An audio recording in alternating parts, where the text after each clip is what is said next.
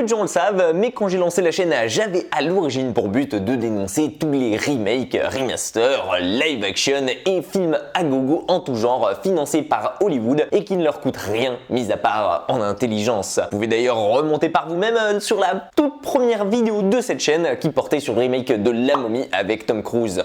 Un bien sombre souvenir. Et depuis, je n'ai eu de cesse de continuer les critiques sur cette chaîne envers ces films qui n'ont rien inventé et qui, au contraire, surfent bien souvent sur la médiocrité et sur la nostalgie. Mais bon, entre-temps, ce n'est pas ça qui a fait arrêter des entreprises comme Disney pour qui ces remakes sont du pain béni, et mis à part 2-3 exceptions qui confirment la règle et qui s'en sortent avec les honneurs, j'en tête par exemple l'excellent Cruella, eh bien la plupart du temps, on ne va pas se le cacher, ce n'est ni fait ni à faire. Alors est-ce qu'aujourd'hui la petite sirène va réussir à tirer son épingle du lot ou bien sombrer dans un océan de naufrage et de médiocrité? Eh bien ça, c'est ce que je vous propose de découvrir aujourd'hui dans cette critique.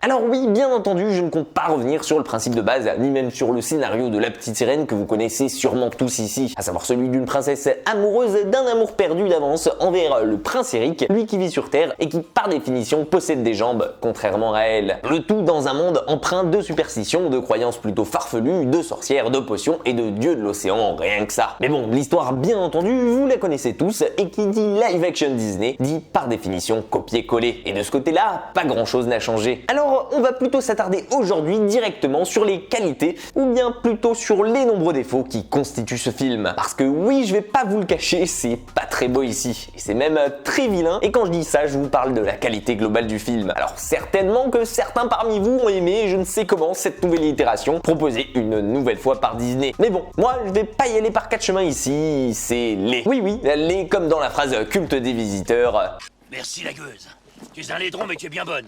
Sauf que là, rien n'est bon pour commencer et je pense que c'est la première chose qui va vous sauter aux yeux comme moi quand vous allez arriver au cinéma. Dès les 10 premières minutes du film, on est frappé par la laideur des scènes qui se déroulent sous l'eau. Et le problème, c'est qu'elle constitue environ 60% du film. En tout cas, c'est d'ailleurs comme ça que s'ouvre le film, ou plutôt devrais-je dire que souffre le film pendant sa première heure. Et je vous jure même que les screens du film que vous avez pu voir qui traînaient ça et là avant sa sortie n'ont rien à voir à côté de la claque que vous allez prendre quand vous allez le voir en vrai. Genre, je suis désolé, mais 150 millions de dollars et aucune foutue technique pour réussir à tourner ça dans l'eau, ou plutôt du moins je veux dire à nous donner l'impression que c'est dans l'eau. Après la giga claque visuelle que Disney et James Cameron nous ont offert il y a 6 mois de ça avec la suite d'Avatar, je trouve ça honteux de nous offrir un film qui cache même pas ses fonds verts et sa CGI de merde. Et honnêtement, je suis obligé de le dire, mais on se fout de notre gueule ici. Genre, je suis obligé de le dire tellement parfois dans la salle j'avais la nausée et je me demandais comment une entreprise qui génère des milliards et qui se fait des couilles en or chaque année peut nous sortir une bouse pareille en salle de cinéma alors qu'il y a 10-15 ans ça sortait directement dans les bacs en DVD, au moins sans que personne le sache. Et honnêtement, même moi j'ai pas réussi à trouver où sont partis les 150 millions de budget. Alors peut-être qu'une grosse partie est partie dans la poche de son réalisateur, mais ça m'étonnerait beaucoup vu le peu de réussite qui caractérise son film et le fait que j'ai l'impression qu'il était même pas présent pendant le tournage. C'est quand même, soi-disant d'après le scénario et le synopsis, Rob Marshall qui s'occupe du film. Le même gars derrière Pirates des Caraïbes Fontaine de Jouvence et qui vraisemblablement a tout oublié des putains de crustacés et des sirènes parce que bon Dieu, il y a rien qui fait réel dans son film ici. Même Pirates des Caraïbes 4 a plus de gueule et est un film de sirène plus réussi alors qu'il a 11 ans. Alors oui, vous allez me dire c'est pas le même esprit et c'est pas le même budget, mais bon, ça justifie pas tout et il y a un immense gap entre les deux. Et pourtant, Rob Marshall, c'est celui qui nous a gratifié d'excellents retours de Mary Poppins en 2018. Alors tu vas pas me dire qu'il a tout oublié en seulement 5 ans de la magie de Disney. Non, juré, je vois qu'une seule chose possible, c'est qu'il était absent pendant toute la réalisation du film et qu'au dernier moment, ils l'ont mis parce qu'ils avaient besoin de dire qu'il y avait quelqu'un de connu à la réal et pour attirer du monde derrière. Parce que honnêtement, je peux pas croire que toutes ces scènes immondes et qui étaient dirigées bien piètrement à coups de caméra qui parfois on ne sait même pas ce qu'elle fout et avec des transitions dignes d'un montage YouTube, se trouvait le gars qui a réalisé Les Mémoires d'une Geisha. Je le refuse. Et attendez, parce que là on va dire que je m'acharne sur la réalisation du film et sur son rendu visuel, mais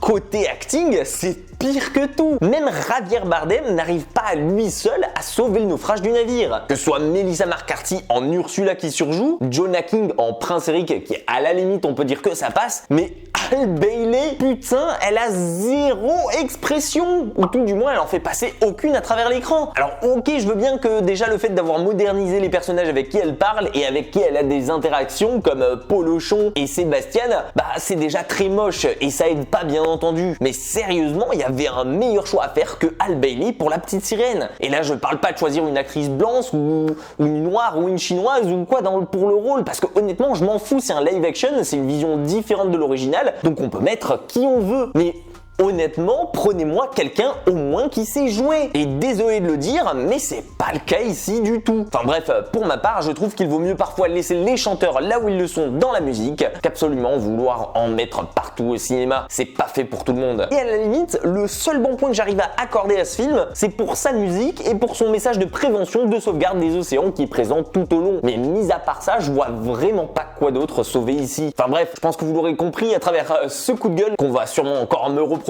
comme quoi je suis assez injuste, que je suis pas assez objectif envers le film et qu'il faut penser à la base qu'il est destiné aux enfants, et ben montrez-leur l'original dans ce cas-là. Parce que je vous jure qu'une place de cinéma, ça va vous coûter bien plus cher que juste de vous prendre un mois d'abonnement à Disney+ et d'avoir accès à tous les originaux et à tous les classiques. Je suis désolé, mais c'est le seul conseil que je peux vous donner aujourd'hui. En un mot commençant, si vous tenez à votre vue, fuyez le film. Bon. J'imagine qu'il y en a parmi vous qui se sont risqués l'expérience. Est-ce que vous avez le même ressenti que moi, ou bien est-ce que je suis juste le seul aigri qui commence à détester Disney? Alors si c'est le cas et que vous y êtes risqué, n'hésitez pas à me partager votre expérience dans les commentaires et à me donner votre avis personnel sur le film. Je serais quand même curieux de lire ce que vous en avez pensé. En tout cas, en attendant, si la vidéo vous a plu, que vous voulez aider le monde à être débarrassé de ce genre de film et surtout aider votre prochain et lui sauver la vie, alors pensez au petit partage, au like sur la vidéo et à vous abonner à la chaîne si ce n'est pas déjà fait. En attendant, moi je n'ai plus qu'à vous dire prenez soin de vous et à très vite pour une toute nouvelle critique.